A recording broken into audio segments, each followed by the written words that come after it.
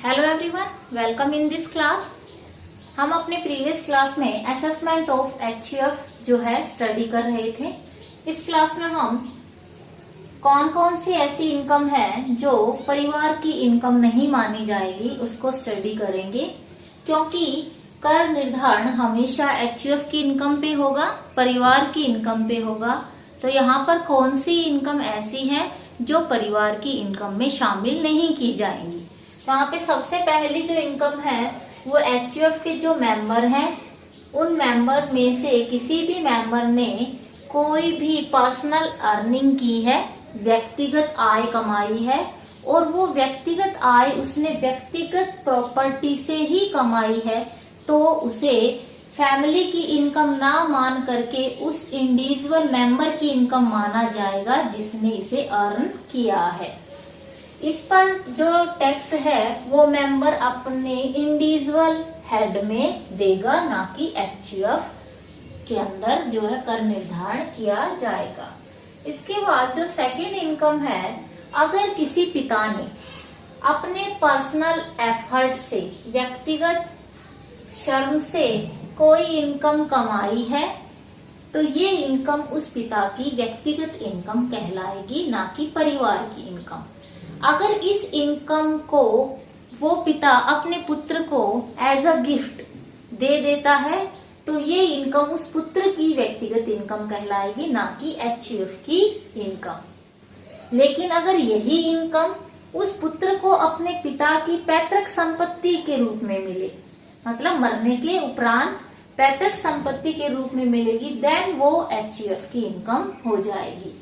हाँ, I repeated again कि अगर किसी पिता ने अपने सेल्फ एक्वायर्ड की है कोई भी इनकम अपने व्यक्तिगत परिश्रम से, तो यहाँ पर वो इनकम उस पिता की व्यक्तिगत इनकम होगी, ना कि एचयूएफ की इनकम। इसके बाद जो नेक्स्ट पॉइंट है, अगर किसी भी पत्नी के हस्बैंड की डेथ हो जाती है और वो उस हस्बैंड की व्यक्तिगत प्रॉपर्टी की सोल ओनर है, अकेली मालिक है, तो यहाँ पर वो प्रॉपर्टी भी उस वाइफ की व्यक्तिगत प्रॉपर्टी होगी, उससे होने वाली इनकम उस वाइफ की व्यक्तिगत इनकम मानी जाएगी, ना कि उस परिवार की इनकम।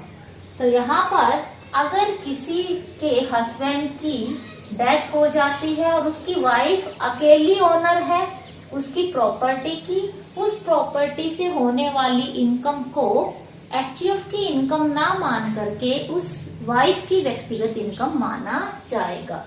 इसके बाद जो नेक्स्ट हेड है वो है इनकम फ्रॉम इम्पार्शियल स्टेट। अब सबसे पहले हमें ये पता होना चाहिए कि इम्पार्शियल स्टेट क्या होती है। अविभाजनीय संपत्ति। अविभाजनीय संपत्ति से यहाँ अभिप्राय ऐसी संपत्ति से है जो विभाजन के योग्य नहीं है, जिसको विभाजित नहीं किया जा सकता, जैसे लैंड, बिल्डिंग या किसी भी तरीके का कोई भी स्टॉक जिसको विभाजित नहीं किया जा सकता, उसे इम्पार्शियल स्टेट कहा जाता है। इसमें जो भी पिता है वो अपने विल में किसी भी एक मेंबर को, ज्यादातर वो ज्येष्ठ सीनियर मेंबर होता है, उसके नाम उस प्रॉपर्टी को कर जाता है। यहाँ पर उस प्रॉपर्टी से होने वाली इनकम उस मेंबर की व्यक्तिगत इनकम होगी, ना कि एचयूएफ की इनकम। इसके बाद जो नेक्स्ट है, अगर किसी भी कर्ता की, कोई भी कर्ता की वाइफ है, उसको कोई अमाउंट दी गई है या कोई अनमैरिड डॉटर के मैरिज के टाइम कुछ एक्सपेंस किए गए हैं, किस समय, पार्टीशन के समय, तो यहाँ पर इस तरीके की इनकम को भी या एक्सपेंसेस को या जो अमाउंट दी है कर्ता की वाइफ को, वो एचयूएफ की इनकम ना मान करके जो है उनकी व्यक्तिगत इनकम मानी जाएगी। अब यहाँ पर जो अगला पॉइंट है कि अगर कोई भी मेंबर अपना पर्सनल बिजनेस चलाता है, कोई भी अर्निंग करता है मेंबर,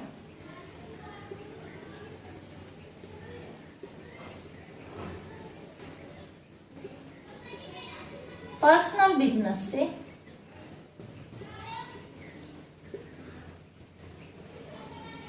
तो यहाँ पर वो अर्निंग उस मेंबर की व्यक्तिगत इंडिविजुअल इनकम होगी, ना कि एचयूएफ की इनकम।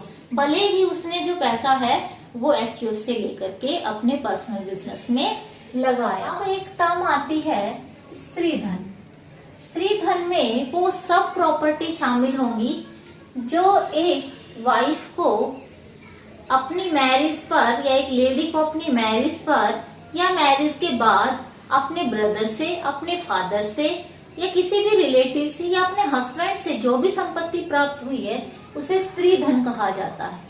यहाँ पर जो स्त्रीधन होगा वो उस लेडी का, उस फीमेल का अपना पर्सनल इनकम होगी, ना कि एचयूएफ की इनकम मानी जाएगी। तो यहाँ पर हमने डिफरेंट इनकम्स को स्टडी किया जो इनकम फैमिली की इनकम नहीं होती है। अगला जो पॉइंट है वो है पार्टीशन ऑफ एचयूएफ। एचयूएफ का विभाजन किस प्रकार से होगा? तो यहाँ पर जो एचयूएफ का पार्टीशन है, विभाजन, वो दो प्रकार से हो सकता है। पहला है पार्टली पार्टीशन, आंशिक विभाजन जिसे कहा जाएगा, और दूसरा विभाजन जो है वो है कंप्लीट पार्टीशन।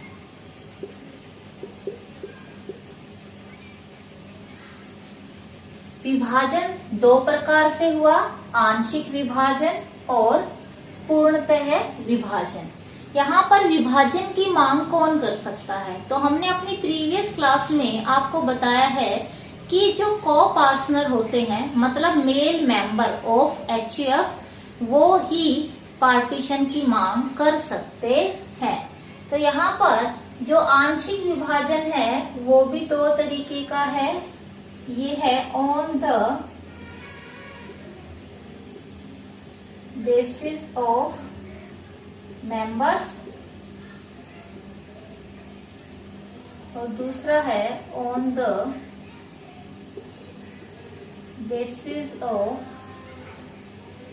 बेसिस ऑन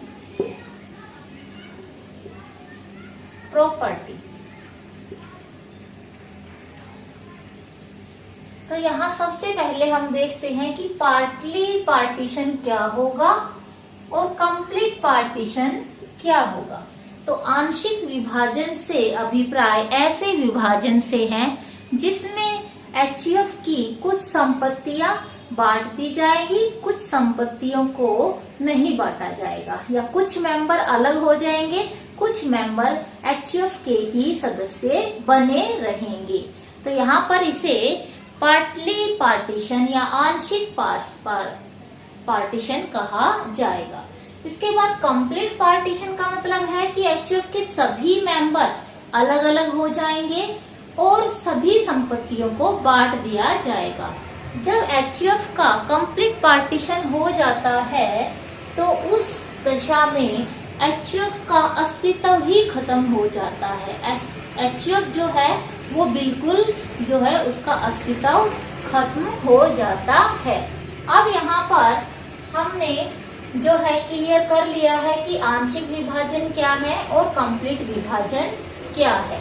अब बात आती है कि जो आंशिक विभाजन होगा वो सदस्यों के बेसिस पे कैसे होता है और प्रॉपर्टी के बेसिस पे कैसे होता है। अगर किसी एचयूएफ के सदस्य, कुछ सदस्य अलग हो जाएं, कुछ सदस्य कंटिन्यू मेंबर बने रहे एचयूएफ के, तो उसको बोला जाता है partly partition on the basis on member. लेकिन अगर एचयूएफ के कुछ प्रॉपर्टीज को बांट लिया जाए, कुछ property as it is HUF की रह जाए, तो उसको बोला जाएगा partly partition on the basis of property. अब क्वेश्चन ये अराइज होता है कि प्रॉपर्टी को डिवाइड कैसे किया जाएगा, प्रॉपर्टी का डिवीजन कैसे किया जाएगा। तो यहाँ पर है डिवीजन ऑफ प्रॉपर्टी। अब यहाँ पे देखा जाएगा कि प्रॉपर्टी की नेचर कैसे, किस तरीके की प्रॉपर्टी है। अगर उसको फिजिकली डिवाइड किया जा सकता है, मतलब उसको भौतिक रूप से बांटा जा सकता है तो उसको भौतिक रूप से बांट दिया जाएगा। अगर कोई ऐसी प्रॉपर्टी है जिसे भौतिक फिजिकली डिवीजन पॉसिबल नहीं है तो उसको उतना डिवाइड कर दिया जाएगा जितना पॉसिबल है। तो इस तरीके से संपत्तियों का विभाजन किया जाएगा। इसके बाद एक क्वेश्चन ये अराइज होता है कि अगर एचयूएफ का कोई मेंबर है और वो मैरिज कर लेता है किसी ऐसी लड़की से जो हिंदू नहीं है, मतलब किसी और धर्म से बिलोंग करती है, तो यहाँ पर ये जो है सदस्य, ये एचयूएफ का सदस्य नहीं रहेगा और इनको अलग कर दिया जाएगा। लेकिन यहाँ पर हम इसे पार्टीशन नहीं कहेंगे क्योंकि यहाँ पर पार्टीशन को-पार्टनर की डिमांड पर ना होकर के किसी अलग अधिनियम के लागू होने के कारण हुआ है। तो हमने इस क्लास में उन इनकम्स को पढ़ा जो इनकम एचयूएफ की इनकम नहीं है, और पार्टीशन कितनी तरीके का होता है और प्रॉपर्टीज को कैसे विभाजित किया जाएगा, इस सब को स्टडी किया। अब इसका प्रोसीजर क्या है असेसमेंट का, वो हम अपनी नेक्स्ट क्लास में करेंगे। तब तक के लिए